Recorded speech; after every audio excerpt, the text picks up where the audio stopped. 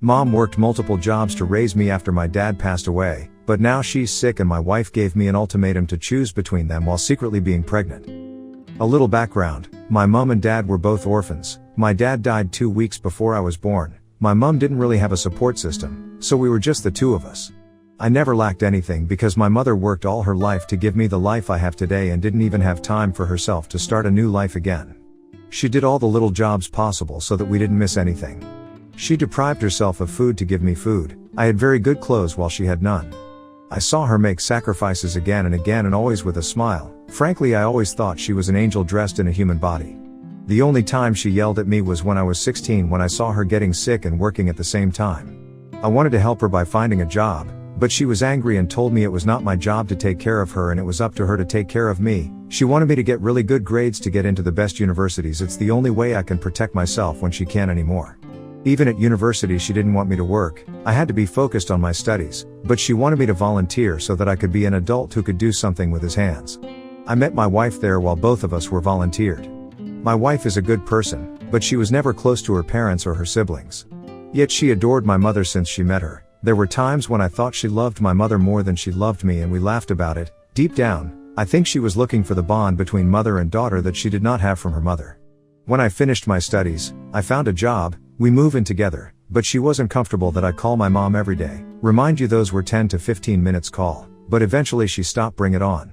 2 years later I bought a house for my mother. Because we never had a house in our name, we lived from apartment to apartment. So for all the sacrifices she made, it was for me the least of it, and it was non-negotiable. That's where the problem started with my wife, then GF. She wanted me to think about us first. I told her my dream had always been to buy my mom a house since I was little and that's what I had to do. But she complained about it to my mom. My mom didn't even knew I bought a house for her, as it was supposed to be a surprise for her birthday. She was uncomfortable of receiving the house because of my wife and told me that wasn't necessary, that we could use it for us when we get married. I was furious. I told my mother that the house was for her, that she could do with it whatever she wanted, but it was time for her to think about herself first. Our relationship survived that. We got married and then we had our own house. Our life was going well until 2 months ago when my mother fell ill. I wanted her to come and live with us so that I could take care of her, but my wife didn't want to. I then decided to rent an apartment with my own money right next to our house so that I could be close to her and go there to take care of her. But even that idea didn't sit well with my wife. Me and my wife don't have children yet. We both work. I usually come home at 6 p.m. But since my mother is sick, I go to see her and come home at 8 p.m. On weekends I see her for 1 or 2 hours and the rest of the time I spend it with my wife.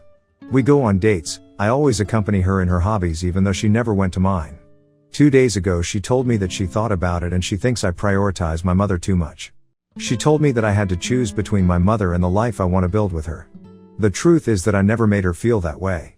We both work, but I'm the one who cooks, and I pay a person to do the housework.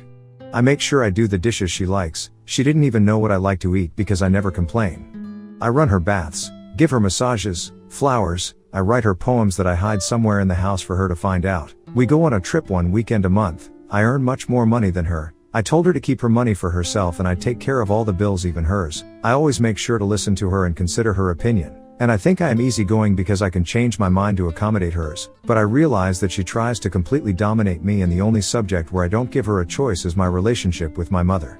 So there, I'm going to have a talk with her and put some very clear boundaries. If she doesn't want to, well, we're going to divorce. Update 1. Hi guys, I keep getting messages asking me for an update. I wanted to do it sooner but couldn't spare time to do it properly. First of all, I would like to thank everyone for the comments and DMs in my last post. I tried to reply to everyone but I couldn't. I read you all though. Before confronting my wife I had time to reflect, and I came to the conclusion that I will never again let anyone in my life dictate the relationship I should have with my mother or the time I should dedicate to her.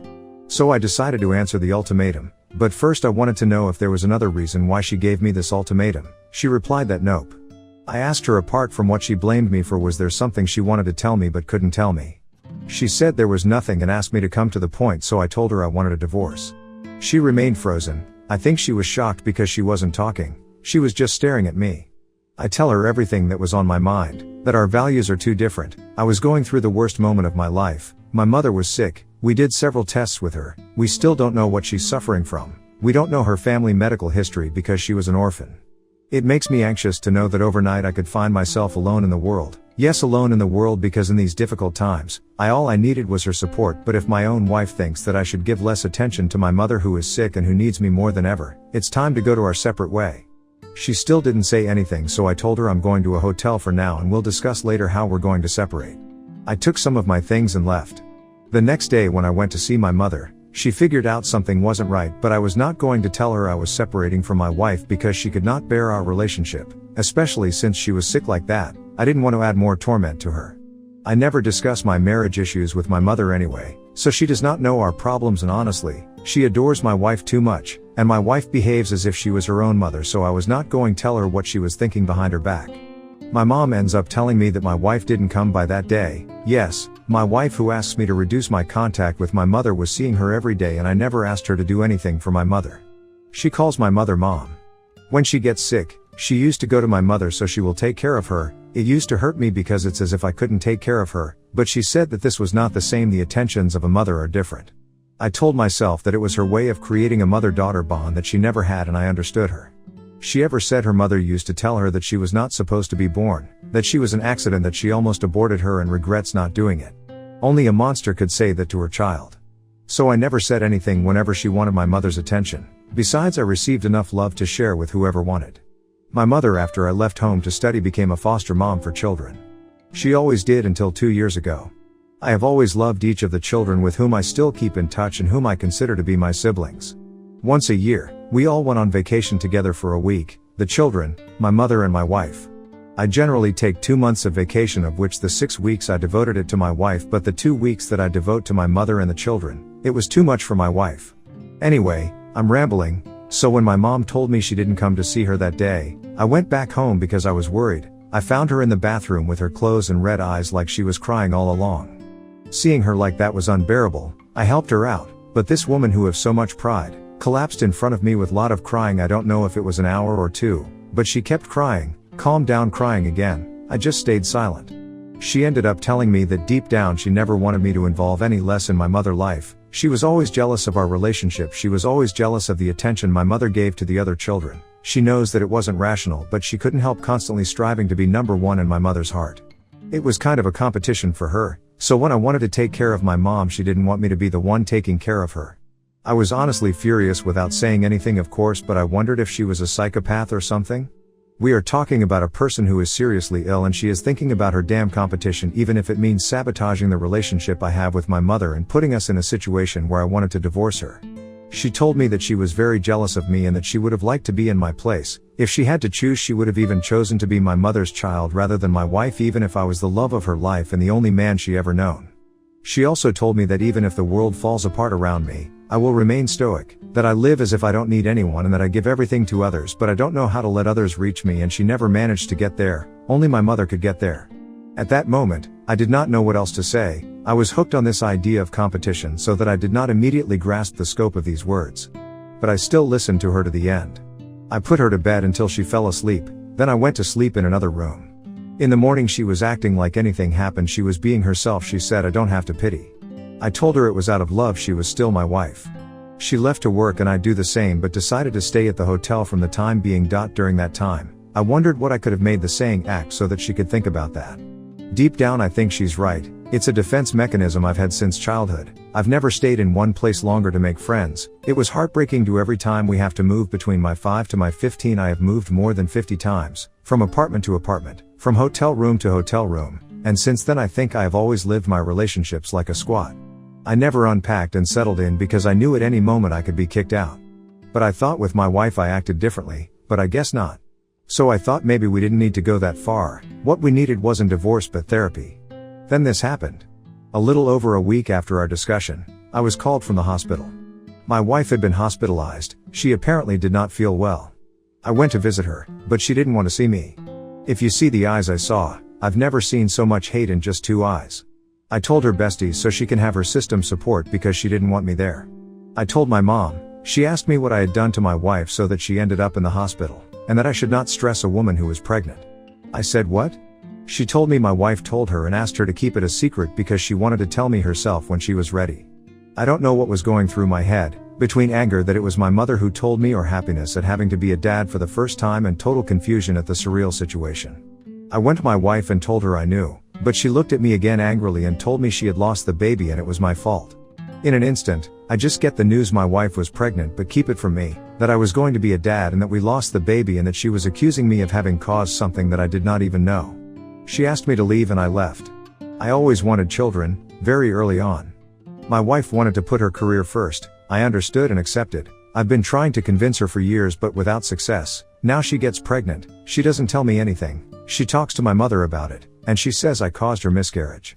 Since then, she says she didn't tell me anything because she wanted to first confirm if I could deal with all the responsibilities I give myself and raise a child at the same time. I don't understand her, and I admit since then I have a fierce hatred against her. I don't know how to look at her without having anger on me and I don't want to hurt her with my words. I take care of her at home but we don't talk to each other. I'm not going to stay with her, it's not possible. I started a session with a psychologist. He told me that patience was my best weapon, that I shouldn't make a permanent decision on emotions that could be temporary and that I should take time to see if there were things to salvage. Here is where I am. I don't know if I'll do another update. I took days off to be there for my wife and for my mother but I'm feeling pretty depressed and I just want to get away from all this bullshit right now.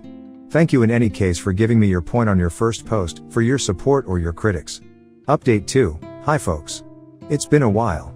I didn't intend to post again after my last one, but even though it's been months, I still get supports and people asking me where I am in my life. So I think I owe you at least one last update because your comments and DMs helped me a lot during a time I needed it the most. I don't know if it's going to be long or not, but let's go. About my wife after she had a miscarriage, yes she was definitely pregnant, I had to take care of her because she couldn't do it on her own. After what happened, I had nothing but anger and hatred in me, but as I said last time if something is fragile enough to break, you have no choice but to treat it gently. I didn't want her to break, I didn't want to leave her in the worst time of her life. So I did my duty as a husband. Despite everything, her mental state was getting worse, she thought she was still pregnant and she was talking to herself. One night she was delirious, mistaking me for her father and thinking that I was going to hurt her.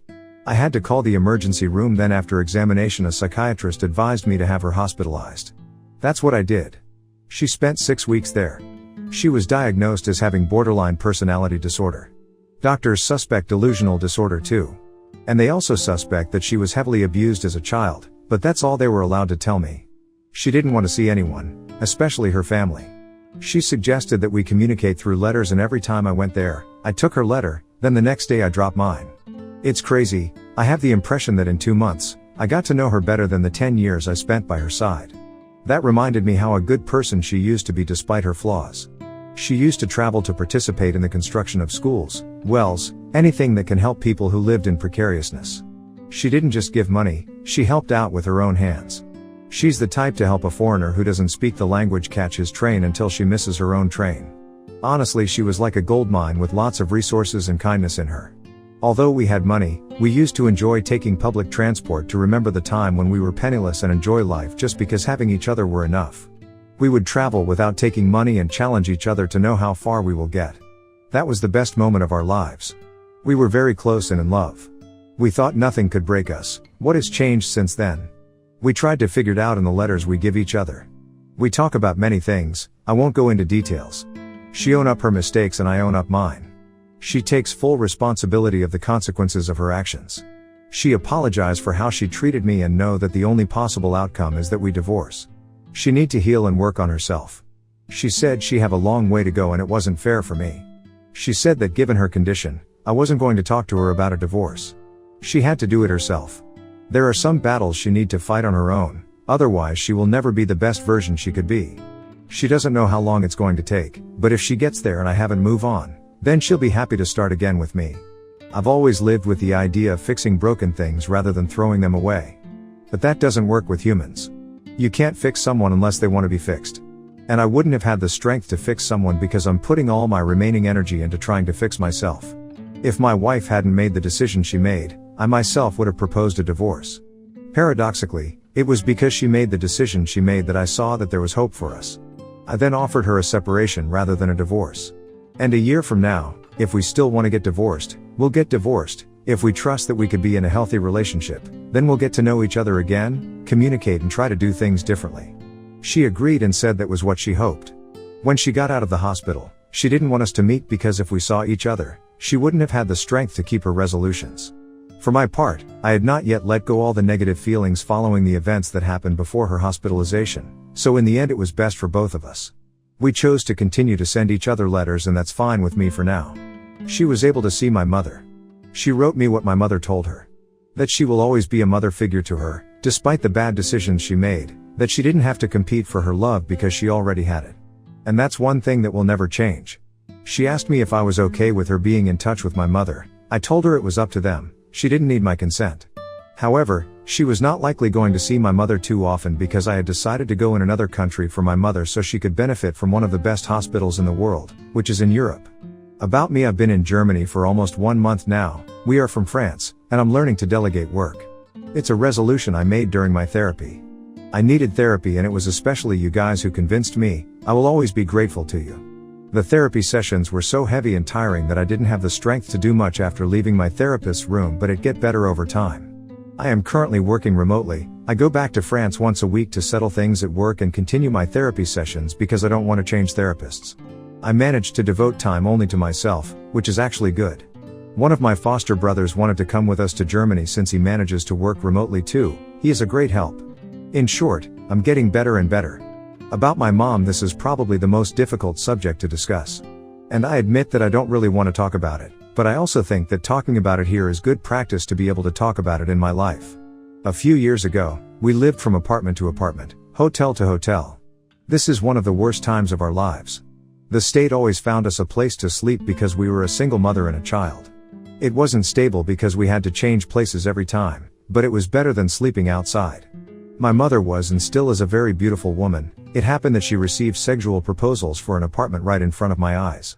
I don't know what she went through with my dad, but she never wanted to be with another person, because she says death doesn't stop a loving relationship from continuing. There was an association that used to take care of us by always finding for us a place to stay at night. One day, one of the people who were in charge to find us places to sleep, wanted us to stay in his apartment, the time that they find us a better place because we were in a very unsanitary hotel. My mother didn't want to go, but I convinced her to go because the idea of sleeping warm in a good bed was all I could think of. But after we had dinner on his place, he started making move on my mother, who stopped him right away. He told us it was either that or we get out of his house. So we left.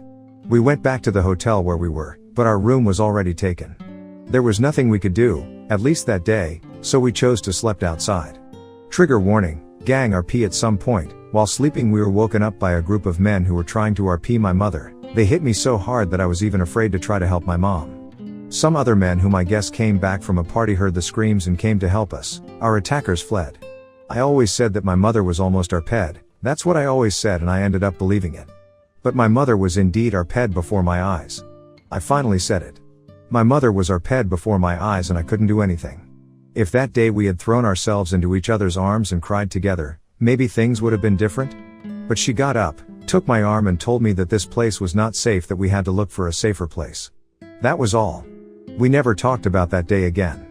We carried on with our lives as if nothing had happened. Things got better eventually. She worked hard so that I could be successful. She invested all the money she earned in her entire life on my project, and today I owe her the company I created. How did she manage to survive the hell she'd been through?